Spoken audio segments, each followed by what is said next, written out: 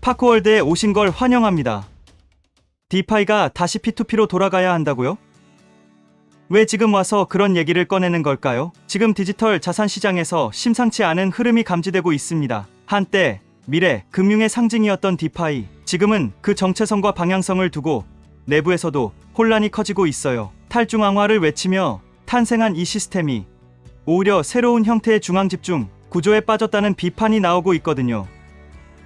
오라클 조작, 알고리즘, 오류, 유동성 쏠림 문제. 최근 하이퍼리퀴드라는 플랫폼에서 발생한 오라클 사건은 디파이 시장에 엄청난 충격을 안겼습니다. 단 몇 시간 만에 예치 자산이 5억 4천만 달러에서 1억 5천만 달러로 추락했고, 사람들은 한 번 더 묻기 시작했죠. 이 시스템 정말 사용자 중심이 맞는 걸까? 사실 디파이의 출발점은 지금과 달랐습니다. 초기에는 개인 간 직접 거래, P2P 대출이 핵심이었어요. 복잡한 금융기관 없이 나와 상대가 조건을 정하고 블록체인 상에서 스마트 계약을 맺는 구조였죠. 하지만 시간이 지나면서 디파이는 편리함과 효율성이라는 이름으로 점점 중앙화된 구조를 받아들였습니다. 유동성 풀, 자동화된 시장 조성자, 오라클 시스템. 그럴듯해 보였지만 사용자는 더 이상 조건을 설정하지 못하게 되었고, 거래의 흐름은 정해진 공식 속에서만 움직이게 됐어요. 결국 지금 많은 이들이 초심으로 돌아가자고 말합니다. 디파이는 P2P로 회귀해야 한다는 목소리. 왜냐고요? 진짜 사용자의 선택권, 직접 설정할 수 있는 자유, 그리고 거래의 주도권은 오직 그 구조 안에서만 가능하기 때문이죠. 이런 흐름에서 우리는 진지하게 질문을 던져야 합니다. 그렇다면 지금 이 순간 P2P라는 구조를 실제로 구현하고 있는 코인은 어디에 있을까? 답은 생각보다 가까운 곳에 있습니다.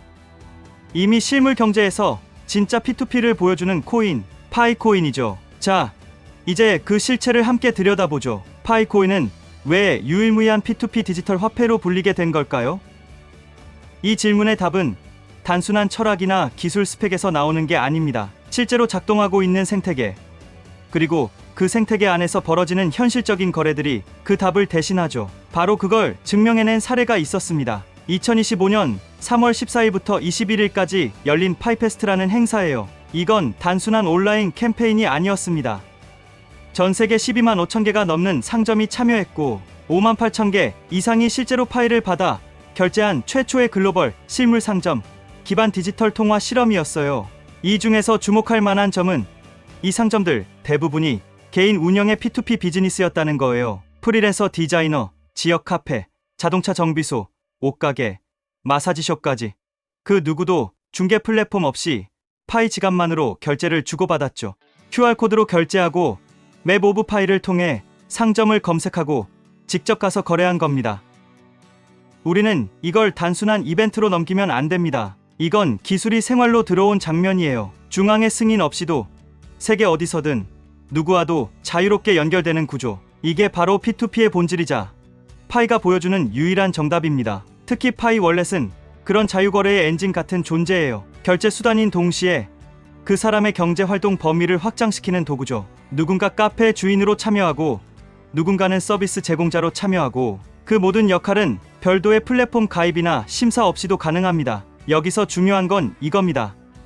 파이는 단지 기술을 제공하는 게 아니라 사용자 각자가 그 기술을 통해 어떤 경제 활동을 할지를 스스로 설계할 수 있게 한다는 점. 다른 어떤 디지털 자산 프로젝트도 아직 이 수준까지 오지 못했어요. 어떤 프로젝트도 생활 속 거래를 이렇게 대규모로 실현한 적이 없죠. 그러니 유일하다는 말 결코 과장이 아닙니다. 그렇다면 궁금해지지 않나요? 기존의 디파이 시스템은 왜 이걸 해내지 못한 걸까? 이제 그 본질적인 차이를 짚어볼 시간입니다. 기존 디파이 시스템은 왜 파이처럼 실생활에서 작동하지 못할까요? 표면적으로 보면 둘 다 블록체인 위에서 돌아가고 스마트 계약을 사용하고 탈중앙화를 추구하는 것처럼 보입니다. 하지만 우리가 실제로 경험해보면 그 느낌은 완전히 다르죠. 왜일까요? 그 핵심은 바로 구조에 있습니다. 기존 디파이 시스템의 거의 대부분은 유동성 풀을 중심으로 운영되어 대출이나 거래는 이 풀에서 자금을 빌리고 주고받는 방식으로 작동하죠. 가격은 오라클이 정해주고 거래는 AMM이 자동으로 매칭합니다. 겉보기엔 스마트하고 효율적이지만 사용자가 직접 개입할 여지는 거의 없습니다. 예를 들어 내가 디파이 플랫폼에서 누군가에게 돈을 빌려주고 싶다고 해볼게요. 조건을 내 맘대로 설정할 수 있을까요? 거의 불가능합니다. 오히려 내가 맡긴 자금은 플랫폼이 자동으로 운용하고 리스크나 수익률도 내 통제가 아니죠. 여기서 파이는 완전히 다른 길을 갑니다. 유동성 풀 없습니다. 오라클 필요 없습니다. 자동화된 시장 조성자 그런 건 이 구조엔 존재하지 않아요. 파이는 진짜로 사용자가 거래의 출발점이에요. 조건도 직접 설정하고 상대도 직접 고르고 지갑 간에 연결된 거래는 스마트 계약 대신 사람 간 합의로 이루어집니다. 블록체인은 그걸 기록할 뿐이죠. 여러분, 이게 얼마나 구조적으로 큰 차이인지 아시겠어요? 기존 디파이는 시스템 안에서 내가 움직이는 구조였다면 파이는 내가 시스템을 구성해가는 구조입니다. 게다가 인터페이스의 접근성도 차원이 달라요. 파이 네트워크는 복잡한 용어나 절차 없이 앱 하나로 지갑 열고 상점 찾고 결제까지 완료할 수 있게 설계되어 있습니다. 누구나 이해할 수 있고 누구나 참여할 수 있죠. 그렇다면 여기서 또 하나의 질문이 나옵니다. 이렇게 자유롭게 거래할 수 있는 구조라면 실제로 사용자들은 어떤 방식으로 그 권한을 행사하고 있을까요? 이제 다음 이야기에서 우리가 사용자가 아닌 주체가 되는 장면을 만나보시죠. 지갑 하나 있다고 해서 정말 사용자가 경제의 주체가 될 수 있을까요? 사실 많은 플랫폼이 사용자 중심이라는 말을 씁니다. 하지만 실제로는 사용자는 그냥 시스템에 올라탄 손님에 불과한 경우가 많죠. 파이는 이 부분에서 정말 다르게 접근합니다. 참여가 아니라 행위를 중심에 둔 시스템이라는 거예요. 파이 월렛은 단순한 보관소가 아닙니다. 이건 거래, 창업, 서비스 제공, 리뷰, 관계 맺기까지 파이 생태계 안에서 나를 움직이게 하는 중심축입니다. 예를 들어볼게요. 어떤 사람이 번역가로 활동하고 싶다고 합시다. 기존 플랫폼에서는 프리랜서 앱에 등록하고 신원 인증하고 수수료 내고 조건은 정해진 틀 안에서 맞춰야 하죠. 그런데 파이에서는요? 그냥 파이 월렛 하나면 됩니다. 맵 오브 파이에서 자신의 서비스를 올리고 상대방과 합의해서 직접 거래하고 그 결과를 블록체인에 기록하면 끝이에요. 중간 관리자도 없고 수수료도 없고 심지어 플랫폼이 개입하지도 않습니다. 이건 내가 주도해서 경제를 만들어가는 경험이에요. 거래 금액은 내가 정하고 내 서비스의 가치는 내가 설명하고 리뷰도 내가 관리하죠. 그리고 이 구조가 가능한 이유는 파이가 상점마다 일일이 통제하지 않기 때문이에요. P2P 상점은 KYB 없이도 자율적으로 운영됩니다. 물론 그 안에서 커뮤니티의 평가, 사용자 간 신뢰가 중요해지죠. 이게 바로 블록체인 기반 신뢰 경제라는 개념이 실현되는 지점입니다. 중요한 건 이겁니다. 파이는 사용자에게 단순한 거래 기능만 준 게 아니라 그 거래를 통해 스스로의 신뢰, 평판, 영향력을 쌓을 수 있는 기회를 열어준다는 거예요. 이제 경제활동이란 말은 더 이상 사업자 등록증이나 포스 기계에서 시작하지 않습니다. 개인의 지갑에서 그리고 당신의 손끝에서 시작될 수 있다는 걸 파이는 증명하고 있죠. 자, 이쯤 되면 물어야겠죠. 그렇다면 이 모든 걸 통해 파이가 궁극적으로 지향하는 건 뭐냐? 그 이야기를 마지막으로 풀어보겠습니다. 결국 파이는 우리에게 어떤 미래를 보여주려는 걸까요? 여기까지 우리는 파이의 구조, 사례, 시스템, 사용자 권한까지 살펴봤습니다. 이제 남은 건 그 모든 요소들이 어떤 그림을 그리고 있는지를 이해하는 거예요. 다시 말해, 파이가 지향하는 경제의 본질적인 형태는 무엇인가라는 질문입니다. 파이는 전면적인 탈중앙화 네트워크는 아닙니다.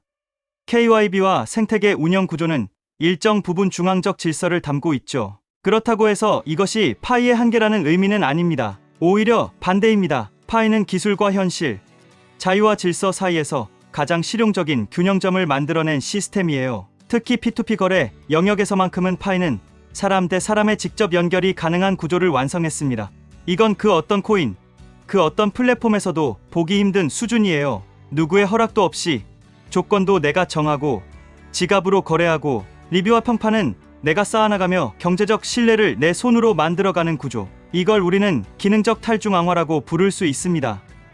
즉, 구조 전체는 질서를 유지하지만 그 안에서의 거래 행위는 진짜 개인의 자유와 선택에 맡겨져 있다는 뜻이죠. 이런 구조는 단순히 돈을 주고받는 걸 넘어서 경제 참여라는 개념을 바꿔놓습니다. 예전에는 은행 계좌, 플랫폼 승인, 인증서가 있어야 경제 활동이 가능했죠. 하지만 이제는 지갑 하나면 나의 능력과 시간과 재능을 통해 소득을 창출할 수 있는 시스템이 열린 겁니다. 이건 거대한 전환점이에요. 파이는 우리에게 묻고 있는 거예요. 당신은 이 생태계 안에서 어떤 역할을 선택할 것인가? 당신은 단순한 유저인가? 아니면 이 새로운 경제의 구성원인가? 그리고 그 질문에 답하는 순간 우리는 파이 생태계의 진짜 의미를 이해하게 됩니다. 파이는 단지 가능성을 말하는 프로젝트가 아닙니다. 이미 많은 사람들이 현실 속 경제 행위를 파이 안에서 실현하고 있다는 사실. 이게 바로 우리가 지금 경험하고 있는 가장 중요한 변화입니다. 그러니 지금 이 순간 다시 물어보세요. 이제 막 시작된 이 P2P 생태계 안에서 당신은 어떤 방식으로 존재할 건가요?